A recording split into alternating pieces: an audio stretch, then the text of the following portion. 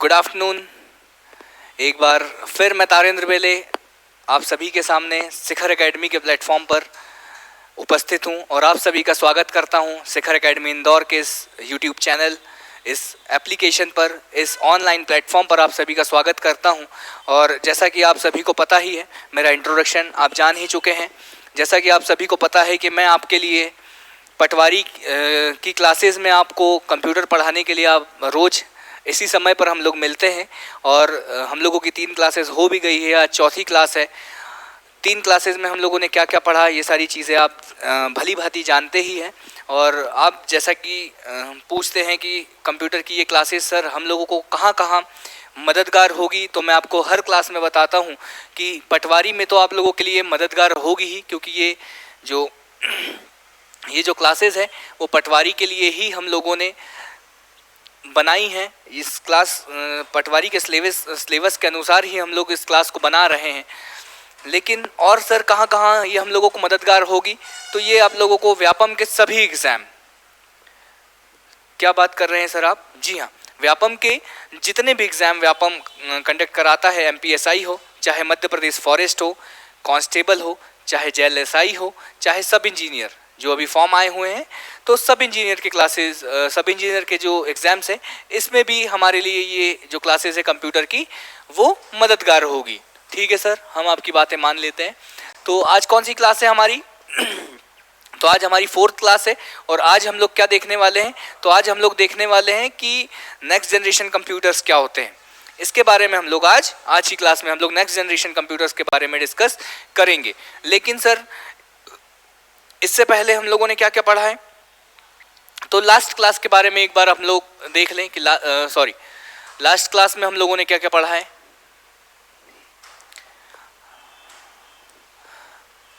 Last class में क्या पढ़े हो, थोड़ा आप लोग हमें रिकॉल करवाइए। तो सर लास्ट क्लास में हम लोगों ने देखा किसके आधार पर? हार्डवेयर के आधार पर कंप्यूटर का वर्गीकरण। किसका वर्गीकरण? हार्डवेयर के आधार पर वर्गीकरण के आधार पर। ठीक है, तो हार्डवेयर के आधार पर कंप्यूटर का वर्गीकरण सर आपने हमें लास्ट क्लास में समझाया। तो क्या क्या चीज़ें हम लोगों ने पढ़ी? तो हार्डवेयर के आधार पर कंप्यूटरों के वर्गीकरण में हम लोगों ने जो देखा वो first generation, second generation computer, second generation computer, third generation computer,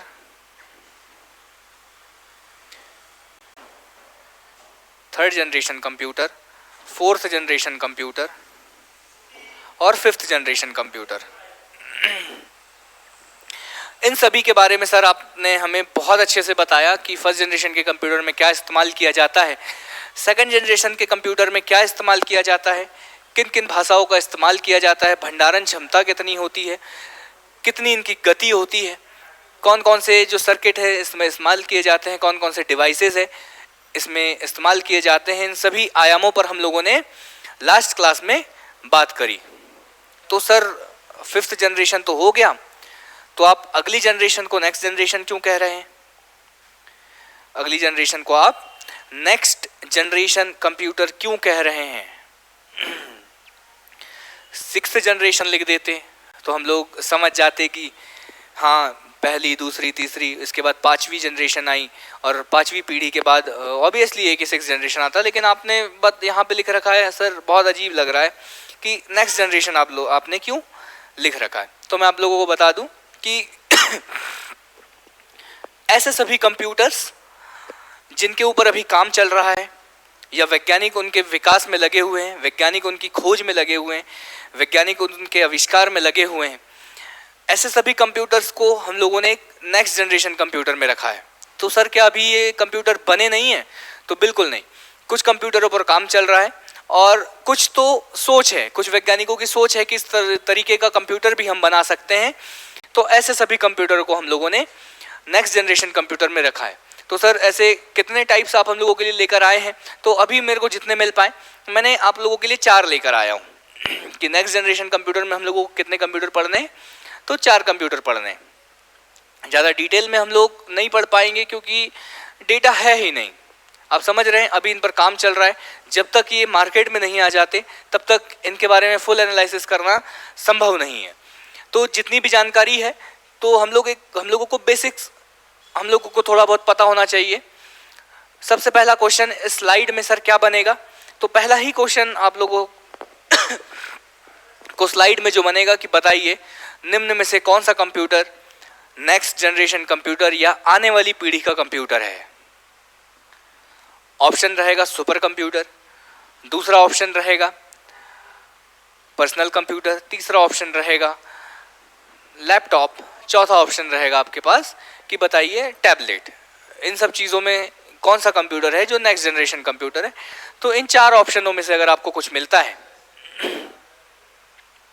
इन चार ऑप्शनों में से अगर कुछ भी आपको मिलेगा तो आपको लगाना है कि ये जो कंप्यूटर है वो नेक्स्ट जनरेशन कंप्यूटर है। ठीक है, तो कौन कौन से है सर ये, तो सबसे पहला नाम आप लोगों को याद रखना है नैनो कंप्यूटर। नैनो कंप्यूटर, ठीक है। अगला क्वांटम कंप्यूटर,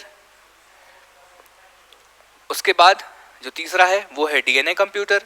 क्या सर इतने अच्छे डायग्राम्स तो बने हुए हैं, आप उन पे पेन चलाकर ख़राब कर रहे हो। ठीक है, कोई दिक्कत नहीं, अगर आपको उससे याद होता है तो ख़राब करना ही सही।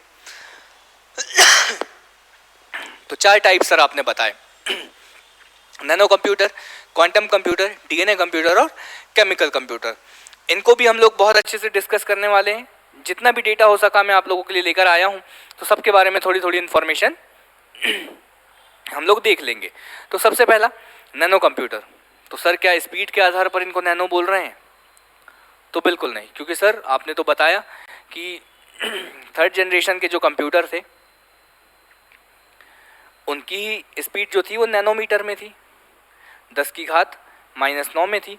तो उन्हीं कंप्यूटर को क्यों नहीं नैनो कंप्यूटर बोल दिया गया, तो ये स्पीड से इसका संबंध नहीं है। स्पीड से इनका संबंध नहीं है।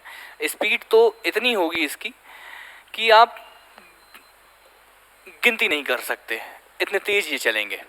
तो नैनो कंप्यूटर क्या होंगे सर, तो मैं आप लोगों को बता दूं कि जैसा कि आपने सबसे पहले देखा कि पहली पीढ़ी कंप्यूटर जो था उसमें वैक्यूम ट्यूब का इस्तेमाल किया गया, और वैक्यूम ट्यूब कैसे कैसे छोटा होता गया। जो वैक्यूम ट्यूब सर्किट था वो धीरे से ट्रांजिस्टर के रूप में आया, बहुत सारे हजारों ट्रांजिस्टरों को मिलाकर एक इंटीग्रेटेड चिप बनाई गई, बहुत सारी इंटीग्रेटेड चिप को मिलाकर सैकड़ों हजारों इंटीग्रेटेड चिप को मिलाकर क्या बनाया गया, एक प्रोसेसर बनाया गया।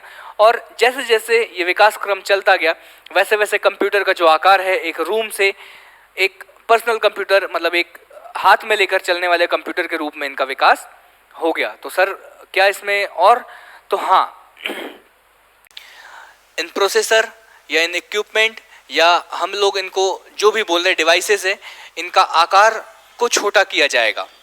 अब नैनो कंप्यूटर में लोगों ने बोला कि जो इंटीग्रेटेड चिप है या माइक्रो प्रोसेसर है इनके आकारों को और छोटा किया जाएगा। कितना आकार छोटा कर दिया जाएगा सर, तो नैनोमीटर में, मतलब 10⁻⁻⁹, मतलब अगर एक मीटर के इतने टुकड़े कर दिए जाए, कितने टुकड़े सर, एक के पीछे 9 जीरो, इतने जीरो, 9 जीरो जब एक के पीछे लगा दिए जाए और जब किसी मीटर के इतने टुकड़े कर दिए जाए और उस एक टुकड़े के बराबर अगर आईसी या माइक्रो प्रोसेसर को उस साइज में बनाया जाए तो कंप्यूटर और भी ज़्यादा छोटे हो जाएंगे। तो सही बात है सर, क्या क्या छोटे कर रहे हैं हम लोग, इक्विपमेंट या डिवाइसेस को छोटे कर रहे हैं, सर्किट्स को और छोटा कर रहे हैं। तो इसमें बोला गया कि नैनोमीटर में जब जो आईसीज है या माइक्रो प्रोसेसर है इनका जो निर्माण नैनोमीटर में किया जाने लगेगा और उस समय जो कंप्यूटर हम लोगों के सामने बनकर आएंगे भविष्य में, नेक्स्ट जनरेशन कंप्यूटर हम लोग पढ़ रहे हैं, तो इसका मतलब है कि भविष्य में जब ऐसे कंप्यूटर आएंगे तो ऐसे कंप्यूटर को हम लोग बोलेंगे नैनो कंप्यूटर। अब सर कैसे, तो मैंने एक छोटी सी इमेज आप लोगों के सामने, इतने छोटे और इससे भी छोटे आप लोग देखेंगे कि नैनो कंप्यूटर इससे भी छोटे हो जाएंगे। मैं तो आप इमेजिन नहीं कर सकते, इतने ज़्यादा छोटे होने वाले हैं कंप्यूटर कि आप एक छोटी सी चिप, आपने मेमोरी कार्ड देखा ही होगा जब फ़ोन में लगते थे, तो उस मेमोरी चिप के बराबर की एक चिप आप कान में लगा लेंगे और जो उसी चिप को आप इंस्ट्रक्शन देंगे। आप बोलेंगे कि इनको वीडियो कॉल करिए, तो आपके आंखों के सामने एक स्क्रीन खुल जाएगी और वीडियो कॉल लग जाएगा। तो सिर्फ एक इतनी सी चिप, इस रूप में कंप्यूटर का विकास होता जा रहा है और छोटे नैनो कंप्यूटर्स ऐसे होते जाएंगे। तो ये सब है सर नैनो कंप्यूटर। तो क्या बातें लिखी हुई है इसकी स्लाइड में, तो वही सारी चीज़ें कि जो है वो नैनो ट्यूब्स या जो इक्विपमेंट है उनका जो साइज हो जाएगा वो नैनोमीटर में हो जाएगा, मतलब बहुत ज़्यादा छोटे हो जाएंगे। और नैनो टेक्नोलॉजी की मदद से क्या होगा सर, बहुत ज़्यादा छोटे के विशाल कंप्यूटर बनाए जाएंगे जिनकी क्षमता बहुत ज़्यादा अधिक होगी और साइज बहुत ज़्यादा कम। अगला कंप्यूटर क्या है सर, तो क्वांटम कंप्यूटर। क्वांटम कंप्यूटर, ठीक है। क्या फोटो है, क्या लेकर आए हो सर फोटो में, तो ये लेकर आया हूँ मैं क्वांटम कंप्यूटर की एक छोटी सी फोटो।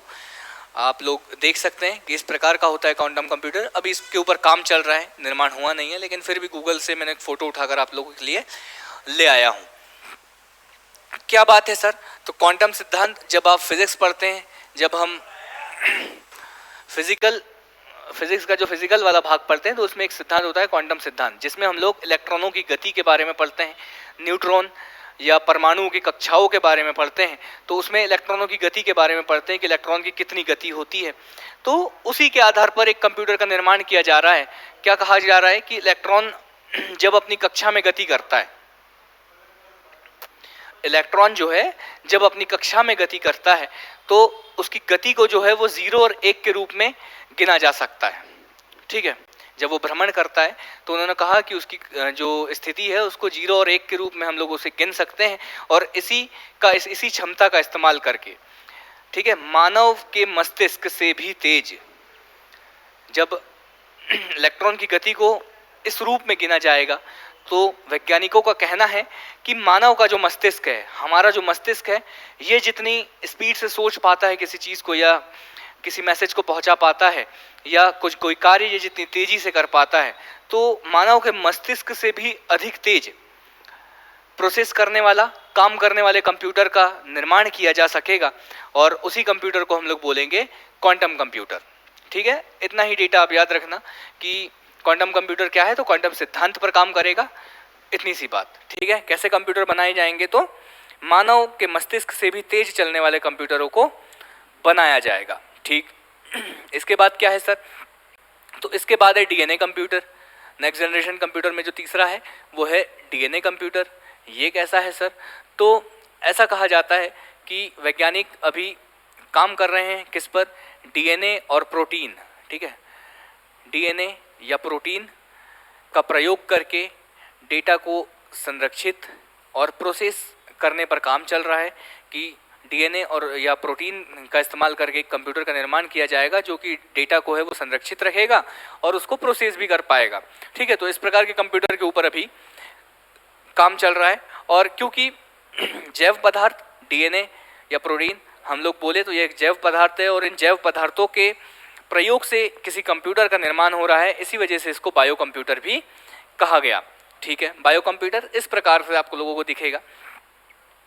काम इस पर भी चल रहा है क्योंकि हम लोगों ने नेक्स्ट जनरेशन कंप्यूटर में इनको रखा हुआ है, तो इन पर अभी काम ही चल रहे हैं, अनुसंधान चल रहे हैं, शोध चल रहे हैं। तो वही अगर हम लोग अगली स्लाइड में देखें तो क्या है सर, एक केमिकल कंप्यूटर है। केमिकल कंप्यूटर के बारे में क्या डेटा लेकर आए हो, तो कुछ नहीं, क्या है, पदार्थ के गुण और सांद्रता, जो भी कोई भी अगर पदार्थ है, रासायनिक पदार्थ है, तो उसकी गुण, उसके जो गुण हैं, रासायनिक गुण हो चाहे भौतिक गुण हो, उनके गुण और उसकी जो सांद्रता है उनका उपयोग करके इन कंप्यूटरों का निर्माण किया जाएगा। तो ये भी जो है प्रोसेस में है। कौन कौन से कंप्यूटरों के बारे में बता रहे हैं सर आप? तो नेक्स्ट जनरेशन कंप्यूटर में हम लोगों ने देखा, ठीक है, नेक्स्ट जनरेशन कंप्यूटरों में हम लोगों ने देखा कि सर आने वाली पीढ़ियों में जो कंप्यूटर्स आने वाले हैं या जिन पर अभी शोध चल रहे हैं, अनुसंधान चल रहे हैं, वो कौन कौन से कंप्यूटर है, तो वो 4 कंप्यूटर है, nano computer, quantum computer, DNA computer और केमिकल कंप्यूटर। डीएनए कंप्यूटर का अन्य नाम क्या है, ये भी क्वेश्चन आपसे बन सकता है कि निम्न में से किस कंप्यूटर को जैव कंप्यूटर के नाम से जाना जाता है या आने वाली जनरेशन में जैव कंप्यूटर के नाम से जाना जाएगा। तो ये कौन सा कंप्यूटर है, ये कंप्यूटर जो है वो है डीएनए कंप्यूटर, ठीक है सर। नैनो कंप्यूटर बता ही चुके हो आप। क्वांटम कंप्यूटर, ठीक है सर, आप बता चुके हो। और केमिकल कंप्यूटर। जो क्वेश्चन बनने वाले हैं वो सिर्फ और सिर्फ पहली ही स्लाइड में मैं आपको बता चुका हूँ। एकमात्र क्वेश्चन बनेगा कि बताइए निम्न में से कौन से कंप्यूटर्स नेक्स्ट जनरेशन कंप्यूटर है। इन चार ऑप्शन में से जो भी ऑप्शन आपको मिले बिल्कुल चिपका देना। चार ऑप्शन में कुछ भी मिलेगा तो आपको चिपका देना है, ठीक है। अगली स्लाइड। अगला क्वेश्चन क्या मिलेगा सर? तो अगला क्वेश्चन ये मिलेगा कि बताइए निम्न में से कौन सा जैव कंप्यूटर है। तो उसको आपको याद रखना है, डीएनए कंप्यूटर को ही जैव कंप्यूटर या बायो कंप्यूटर कहा जाता है। और इसके बाद कुछ नहीं है। इसके बाद अगर हम लोग बात करें तो नेक्स्ट क्या है सर? क्या पढ़ लिए हम लोग? थोड़ा क्या हम लोगों को रिवाइज हो जाना चाहिए कि हम लोग क्या क्या पढ़ते जा रहे हैं।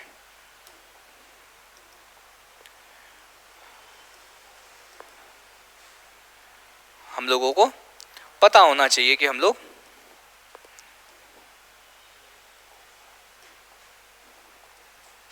ठीक है, हम लोगों को पता होना चाहिए कि हम लोग क्या क्या पढ़ते जा रहे हैं। तो सबसे पहले हम लोग कंप्यूटर के वर्गीकरण में हम लोगों ने पढ़ा हार्डवेयर के आधार पर,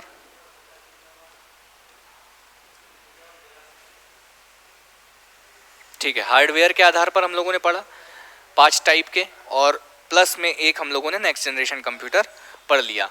अब हम लोग जो नेक्स्ट पढ़ने वाले हैं वो कार्य पद्धति के आधार पर, ठीक है। हम लोग पढ़ने वाले हैं कार्य पद्धति के आधार पर, कार्य प्रणाली या कार्य प्रणाली के आधार पर, ठीक है, ठीक है। इसके बाद जो हम लोग पढ़ेंगे वर्गीकरणों में आकार के आधार पर, आकार के आधार पर, ठीक है, आकार के आधार पर। तो यही सारी चीजें हम लोगों को पढ़ना है। और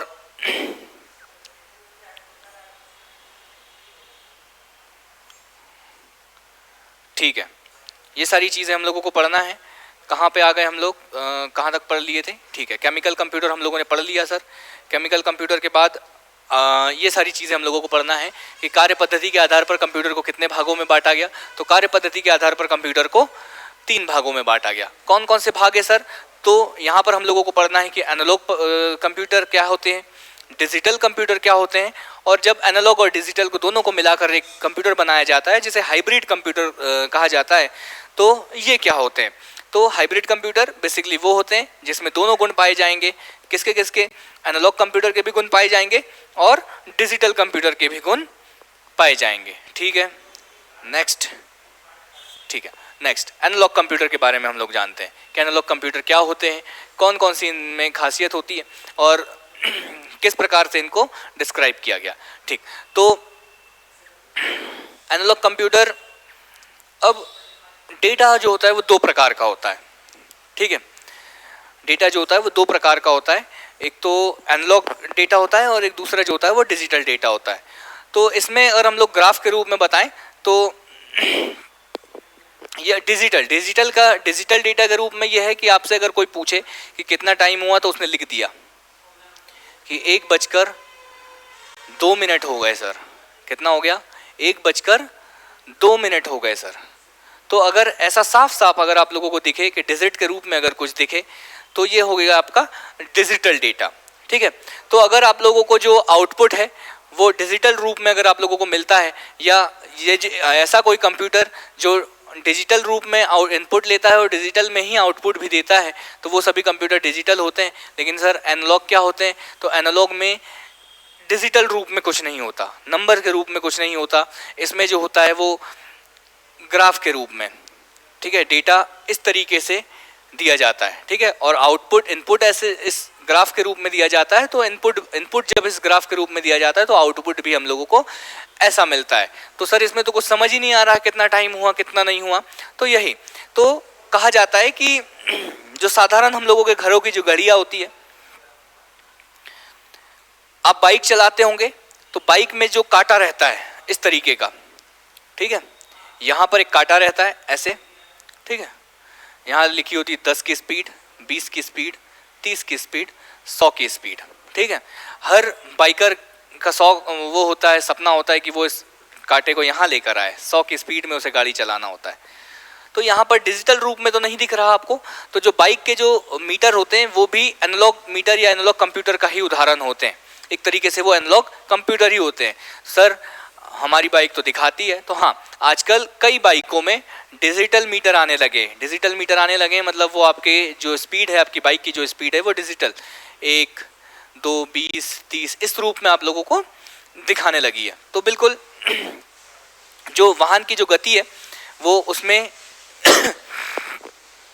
यही जो साधारण घड़ी जो हमारे घरों में जो घड़ी लगी होती है वो भी डिजिटल एनालॉग कंप्यूटिंग का उदाहरण होता है, जो टाइम बताती है इस तरीके की।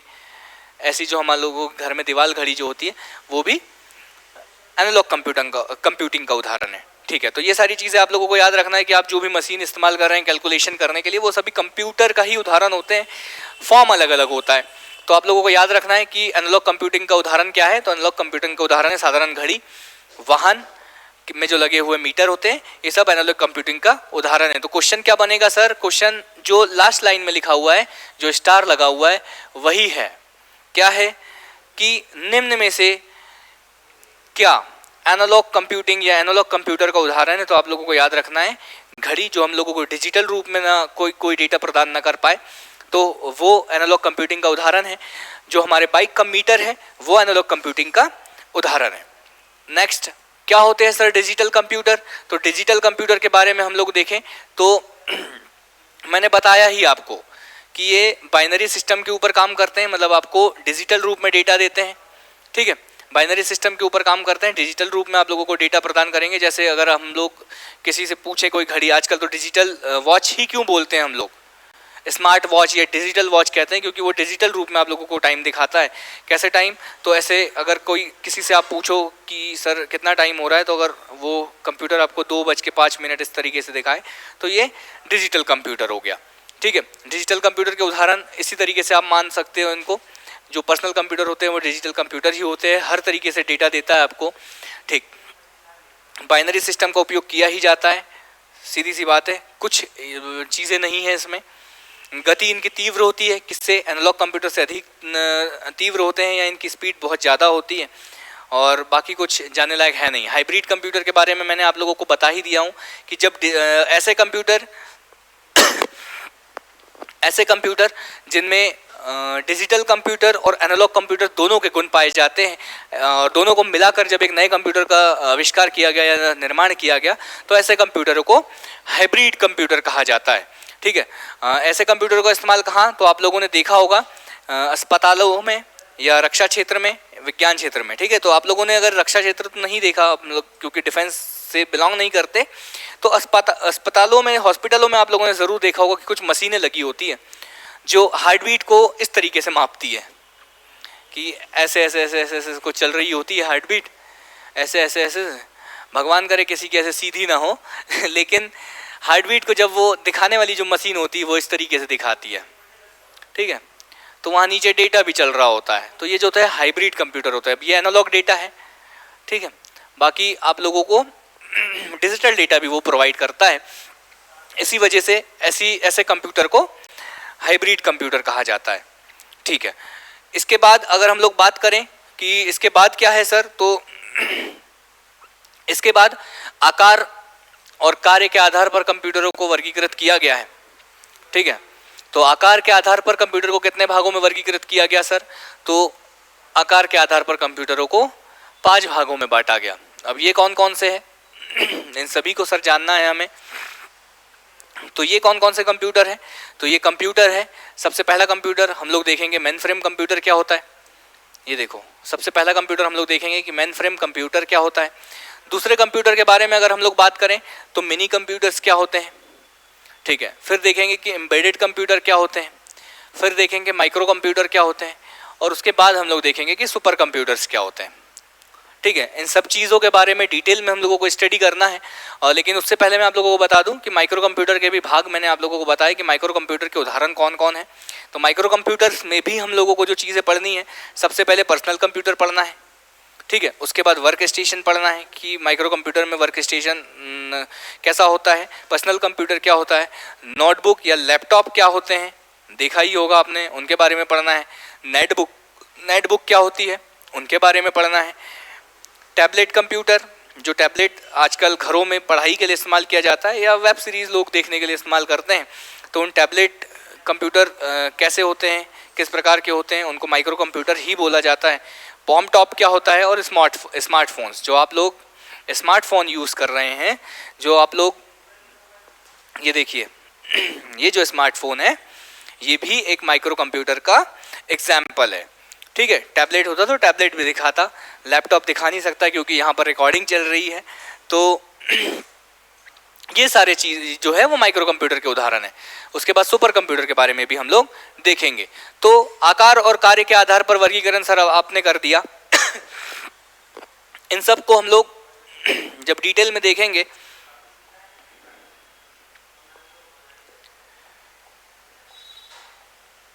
ठीक है।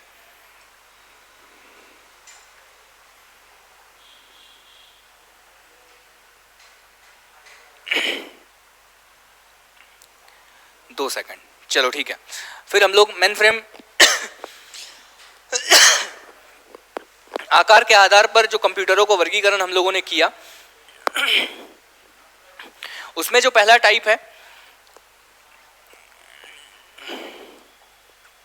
मेन फ्रेम कंप्यूटर, इसके बारे में हम लोगों को जानना है।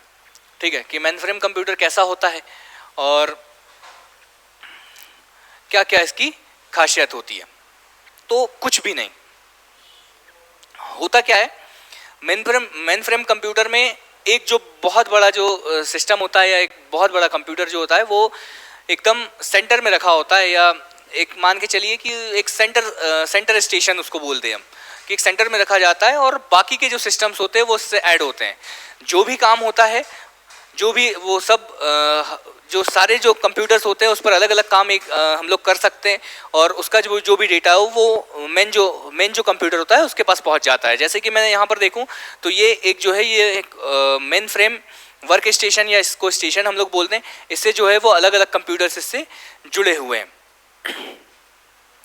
ठीक है, अब इससे सब जुड़े हुए हैं, यहाँ पर बैठकर सब लोग अपना अपना अलग अलग काम कर रहे हैं, एक साथ अलग अलग इंस्ट्रक्शंस दे रहे हैं, अलग अलग काम कर रहे हैं, लेकिन यह है कि वो जुड़े इस कंप्यूटर से हैं, तो सारा जो काम है वो इस कंप्यूटर के थ्रू ही हो रहा है। तो इस तरीके का जो अरेंजमेंट होता है, इस टाइप का जो अरेंजमेंट होता है उसको मेन फ्रेम कंप्यूटर कहा जाता है।